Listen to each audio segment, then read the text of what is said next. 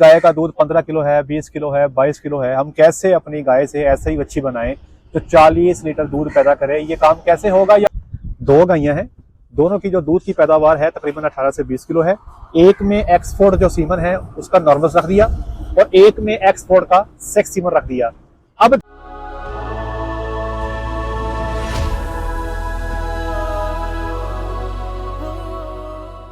वअला आलि मुहम्मदिन कमा बारकता अला इब्राहीम वअला आलि इब्राहीम इन्नका हमीदुम मजीद। आज की वीडियो का टॉपिक ये है, एक तो ये जो हम बार बार कहते रहते हैं कि सेक्स सीमन की बच्ची चाहिए, सेक्स सीमन की बच्ची चाहिए। आखिर नॉर्मल सीमन या जो कन्वेंशनल सीमन है उसकी बच्ची से हमें क्या प्रॉब्लम है? एक तो ये आपको वाज़ेह करूंगा। दूसरा ये बताऊंगा कि अब इस वक्त हर बंदे की ख्वाहिश है कि हमारे पास फार्म पे 40 लीटर वाले जानवर पैदा हों। हमारी गाय का दूध 15 किलो है, 20 किलो है, 22 किलो है, हम कैसे अपनी गाय से ऐसे ही बच्ची बनाएं तो 40 लीटर दूध पैदा करे? ये काम कैसे होगा? या उर्फ़े आम में आप कह रहे हैं कि ब्रीड डेवलपमेंट, नस्ल को आप कैसे डेवलप करेंगे, आप अपनी नस्ल को बेहतर कैसे करेंगे, इसके ऊपर इंशाअल्लाह आज की वीडियो होगी। तो नस्ल की डेवलपमेंट में सबसे जो पहला काम है जी ब्रीड इम्प्रूवमेंट के अंदर, वो है जी आपने अच्छी क्वालिटी का सीमन रखवाना है। आपने अपनी नस्ल को थ्रू सीमन और selection of best best best semen आपने उसको इम्प्रूव करना है। अब आपके पास जो दुनिया की सबसे टॉप की ब्रीड है इस वक्त जिससे आप दूध को बेहतर कर सकते हैं, वो है आपकी हॉल्स्टीन फ्रीजियन। तो हॉल्स्टीन फ्रीजियन एक ऐसी गाय है जिसका दूध इस वक्त दुनिया में सबसे ज्यादा टॉप नंबर 1 पे है। तो अगर आप अपने जानवर का दूध बढ़ाना चाहते हैं तो आपको हॉल्स्टीन फ्रीजियन का सीमन इस्तेमाल करना पड़ेगा। यहाँ पे एक चीज मैं आपको बता दूं, अगर मेरे किसी भाई के पास साहिवाल की गाय है या मेरे किसी भाई के पास चोलिस्तानी गाय है, तो पाकिस्तान के ब्रीडिंग एक्ट के मुताबिक आप प्योर साहिवाल में और प्योर चोलिस्तानी गाय में आप सिर्फ साहिवाल और चोलिस्तानी का ही सीमन रखवा सकते हैं। आप उसमें कोई फ्रीजियन का सीमन नहीं रखवा सकते। ये पाकिस्तान का कानून है, इसको फॉलो करें। अगर किसी भाई के पास क्रॉस ब्रीड के जानवर खड़े हैं, 15, 16, 18, 20 लीटर दूध करने वाले हैं, तो वो फ्रीजियन के इस्तेमाल से अपनी नस्ल को जो आने वाली है उसकी प्रोडक्शन को काफ़ी बेहतर कर सकता है। अब मैं आपको बताऊंगा कि ये सेक्स सीमन वाला चक्कर क्या है। लोग हमसे गायें मांगते हैं, वो कहते हैं जी हमें गाय चाहिए जिसका दूध 20 किलो हो, उसके नीचे इम्पोर्ट बच्ची हो और बछड़ी भी सेक्स सीमन की हो। क्या सेक्स सीमन की बछड़ी को खास होती है? क्या ये कुछ कमाल है इसमें? क्या नॉर्मल सीमन की बछड़ी हल्की होती है? ये वजह क्या है, इसके ऊपर इंशाल्लाह मैं बताऊंगा। मैं मिसाल के तौर पे दो बुल्स का कंपैरिजन आपके सामने कर देता हूँ। एक सीमन है जी मेरे पास एक्सफोर्ड, ठीक है। एक्सफोर्ड जो है इसके पास तकरीबन 3300 प्लस टीपीआई है, इसका मिल्क भी तकरीबन 1000 से ऊपर है। और इसके मुकाबले में रॉको की जो इस वक्त टीपीआई है तकरीबन 2500 के आसपास चल रही है। अब जरा बात को समझिएगा, एक बुल है रॉको और एक बुल है एक्सफोर्ड, ठीक है जी। और रॉको का नॉर्मल सीमन भी है, रॉको का सेक्स सीमन भी है, एक्सफोर्ड का नॉर्मल सीमन भी है और एक्सफोर्ड का सेक्स सीमन भी है, ठीक है। अब पहले बात कर लेते हैं एक्सफोर्ड की।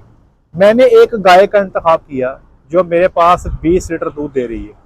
अब मैंने क्या किया, दो गायें ले ली 20 लीटर दूध देने वाली, एक में एक्सफोर्ड नॉर्मल रख दिया और दूसरे में एक्सफोर्ड का सेक्स सीमन रख दिया। समझ की बात मेरी आप? दो गायें हैं, दोनों की जो दूध की पैदावार है तकरीबन 18 से 20 किलो है। एक में एक्सफोर्ड जो सीमन है उसका नॉर्मल रख दिया और एक में एक्सफोर्ड का सेक्स सीमन रख दिया। अब दोनों से जो बछड़ियां पैदा होंगी ये एक दूसरे से कंपेरेबल होंगी, इनका मुवाजना बनेगा आपस में। आप ये नहीं कह सकते कि ये एक्सफोर्ड सीमन की बछड़ी ज्यादा अच्छी है और एक्सफोर्ड नॉर्मल की बछड़ी कम अच्छी है, ये ऐसा कुछ नहीं है, ठीक है जी। एक बात समझ गए। अब दूसरी बात समझिएगा, रॉको जिसकी 2500 के पास टीपीआई है और जो उसका मिल्क है 1000 से कम है, एक्सफोर्ड 3300 प्लस टीपीआई है लेकिन जो मिल्क है वो 1000 से ज्यादा है। मैं एक्सफोर्ड का नॉर्मल सीमन रखता हूँ जी अपनी बछड़ी के अंदर या अपनी गाय के अंदर, यहाँ मैं रॉको का सेक्स सीमन रखता हूँ जी अपनी गाय के अंदर। अगर दोनों से बछड़ियां पैदा होती हैं तो एक्सफोर्ड की जो बछड़ी है वो बेहतर होगी, क्योंकि इसकी जो बुल की पैरामीटर्स हैं वो रॉको से बेहतर हैं। तो याद रखिएगा कि सीमन जो हम सेक्सिंग करते हैं ना, उसमें सिर्फ जो मशीनरी लगा के टेक्नोलॉजी का इस्तेमाल करते हुए जो नर बनाने वाले खुलिये हैं, जो मेल स्पर्म्स हैं, उनको साइड पे कर दिया जाता है और फीमेल स्पर्म्स को इकट्ठा करके उसको पैक करके आपकी खिदमत में पेश कर दिया जाता है। अगर किसी को ये लगता है कि सेक्स सीमन के इस्तेमाल से बछड़ी को खास पैदा होती है तो ये गलत है। बछड़ी वही पैदा होगी जो उस बुल का करैक्टर है, फिर चाहे नॉर्मल सीमन से पैदा हो चाहे सेक्स से पैदा हो। जैसे मैंने आपसे अर्ज किया कि एक्सफोर्ड का अगर आपके पास नॉर्मल सीमन है और बछड़ी आ जाती है, और एक्सफोर्ड का सेक्स सीमन है और बछड़ी आ जाती है, अगर दोनों की मदद का दूर 18 से 20 किलो है तो ये दोनों बछड़ियां आपस में कंपेरेबल होंगी, इनका आपस में मुवाजना होगा, इंशाल्लाह ज्यादा फर्क नहीं होगा। लेकिन अगर आपके पास दो बुल है, एक बुल हल्का है और उसका सेक्स सीमन है, और एक बुल आपके पास तगड़ा है उसका नॉर्मल सीमन है, तो इस नॉर्मल सीमन वाले तगड़े बुल की बछड़ी इस आपके सेक्स सीमन वाले हल्के बुल की बछड़ी से बेहतर होगी। तो मेरे भाई उम्मीद करता हूँ कि ये पॉइंट आप समझ गए होंगे। कई दफा हमारे पास नॉर्मल सीमन की बछड़ियां होती हैं, बड़ी कमाल होती है, लेकिन अवाम की जिद है कि सेक्स सीमन की बछड़ी चाहिए, और बेशक नकम्मा बुल लगाओ। मैं कहता हूँ एक बुल है जिसकी टीपी 1800 और वो सेक्स सीमन लगाया, आपने बछड़ी आ गई, और एक सीमन है मिसाल के तौर पे एक्सफोर्ड ही है, 3300 प्लस टीपीआई है, और आप उसका नॉर्मल सीमन लगाते हैं, आपके पास जनाब बछड़ी आ जाती है, तो ये कई गुना बेहतर होगी। हालांकि सीमन तो नॉर्मल था, लेकिन नॉर्मल से या सेक्स का इससे ताल्लुक ही नहीं है। ताल्लुक है कि बुल के अपने पैरामीटर्स क्या हैं, उसके ऊपर आपने फैसला करना है। नॉर्मल सीमन या सेक्स सीमन को देख के बछड़ी का इंतखाब ना किया करें। ये इंपॉर्टेंट चीज है जो मैं आपसे डिस्कस करना चाहता था। तो सबसे पहला पॉइंट जो हो गया ब्रीड डेवलपमेंट के अंदर, वो है selection of a good bull. ठीक है, अच्छी कैटेगरी का बुल का इंतखाब करें ताकि आने वाली जो नस्ल है वो आपकी अच्छी पैदा हो। सबसे पहले तो हमें एक अच्छा घोड़ा चाहिए भगाने के लिए, और वो अच्छा घोड़ा तब आएगा जब हम अच्छे सीमन का इस्तेमाल करेंगे। जब एक अच्छी नस्ल हमारे पास आ जाएगी तो फिर हमने अगले काम बाद में करने हैं। याद रखिएगा, अगर नस्ल अच्छी नहीं है हमारे पास, परफॉर्म करने वाली नहीं है। मुझे एक बंदे ने कहा कि इंडिया के अंदर कोई साहब है और वो क्लोजअप प्रीमिक्स जो है ना वो सेल करते हैं, मुझे नहीं पता उस बंदे का क्या नाम है।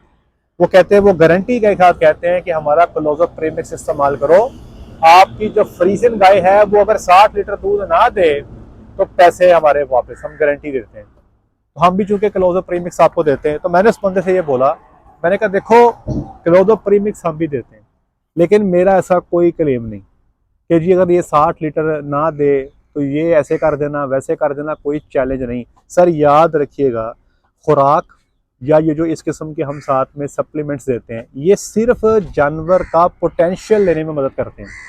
ठीक है, अगर आप अपने घर में अपनी औलाद को खुराक अच्छी देते हैं ना, उससे क्या होगा, वो टाइम पे अपना काद अचीव कर जाएगा, सेहत अच्छी रखेगा। आप अच्छी खुराक दे के एक 6 फुट वाले बंदे को 7 फुट पे नहीं लेके जा सकते। आप ट्राई करके देख लें। अगर मेरा कद 5 फुट 11 इंच है, तो अगर मुझे हिरन का गोश्त भी खिलाया जाता तो मैं 6.5 फुट का मैंने नहीं होना था। तो क्लोजअप प्रीमिक्स जो बाकी चीजें जो खुराक दी जाती है, ये सिर्फ और सिर्फ जानवर का जो असल पोटेंशियल है ये उसको लेने में मदद करती हैं, जो हमारे फार्मर नहीं ले पाते। तो नस्ल आपके पास आ गई।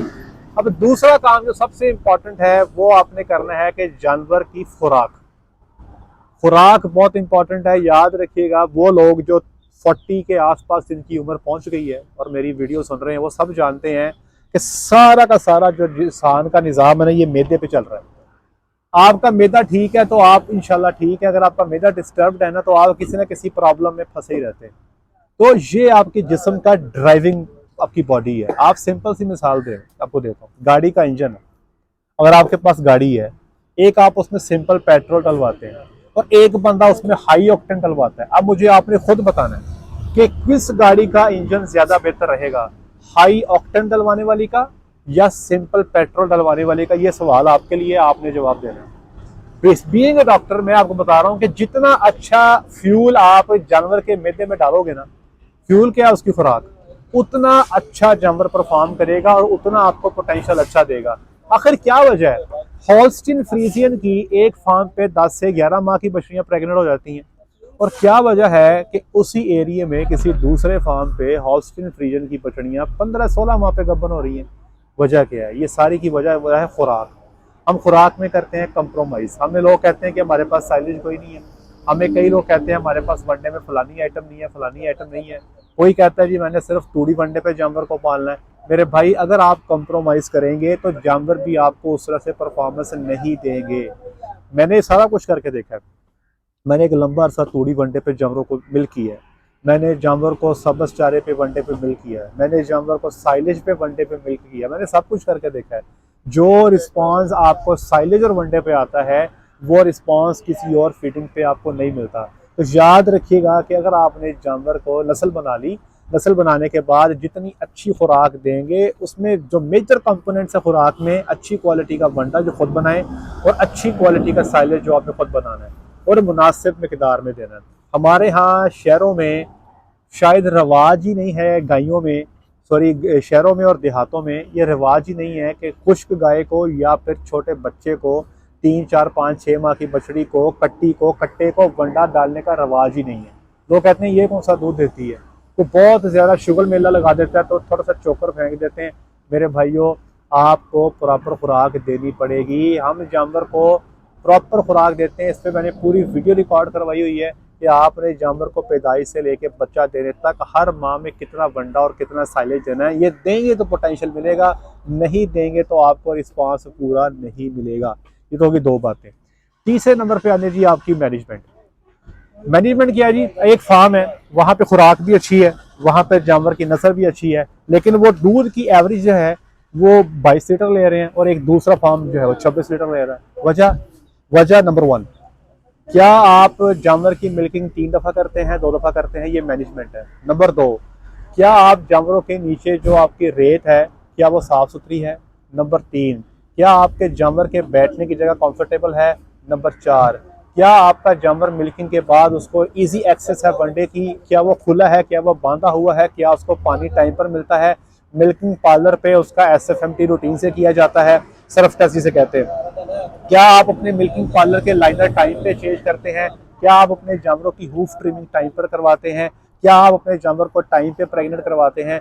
ये तमाम चीज़ें जो हैं ये मैनेजमेंट से इनका ताल्लुक है। जानवर को टाइम पे प्रेग्नेंट नहीं करवाएंगे, अर्ली एज में करवा दिया, आजकल ये बहुत कॉमन है।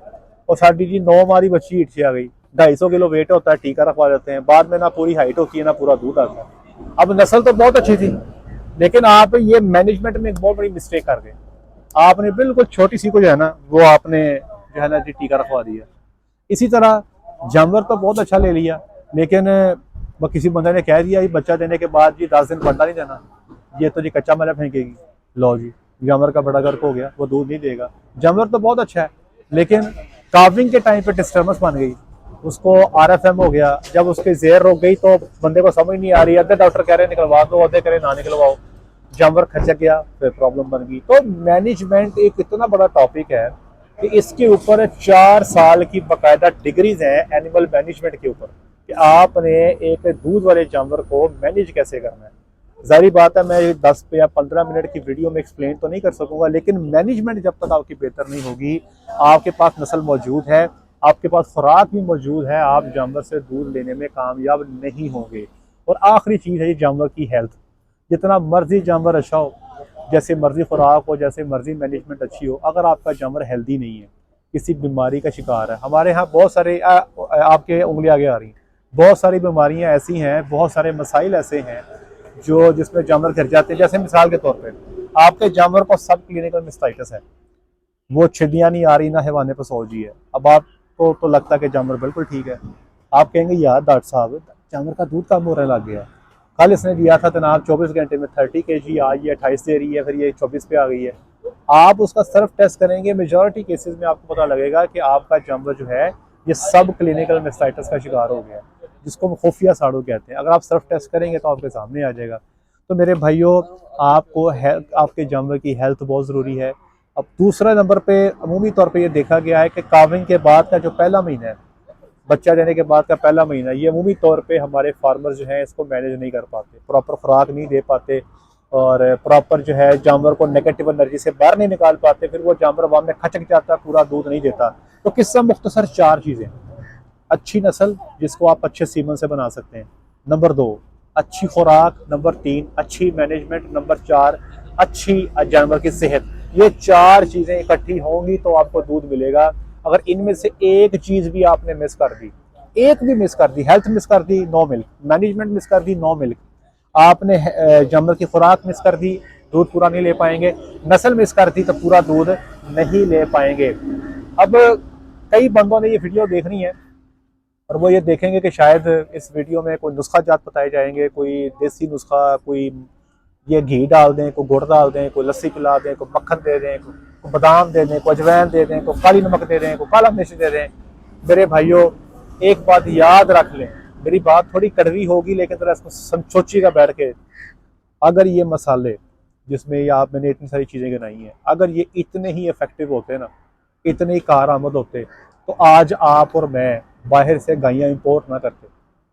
हमारी नस्ल दिन ब दिन नीचे को जा रही है, हमारी जो अपनी लोकल नस्ल है, क्योंकि हमने अपने आप को साइंटिफिक बेसिस पर इस्तवार ही नहीं किया। हम आज भी उन्हीं चीज़ों में फंसे हुए हैं। हमें आज भी मसाला चाहिए, हमें आज भी देसी नुस्खे चाहिए। भाइयों, अगर ये इतने इफेक्टिव होते तो हमारी ब्रीड आज से 10 साल पहले जो थी आज उससे बेहतर होती। कौन नहीं करता, सारे बंदे हमारे फार्मर जो है मसाले भी देते हैं, काढ़े भी देते हैं, लेकिन नस्ल इंप्रूव करने में कामयाब नहीं है। इसलिए मेरे भाइयों, एक दफ़ा साइंटिफिक बेसिस पे अपने जानवर की फीडिंग करें, साइंटिफिक बेसिस पे जानवर को लेके चलें, रिजल्ट्स आपके सामने होंगे। बहुत शुक्रिया, अपना ख्याल रखें, दुआ में याद रखें, 5 वक्त की नमाज बाजमात अदा करें। अस्सलामु अलैकुम रहमतुल्लाहि व बरकातुहू।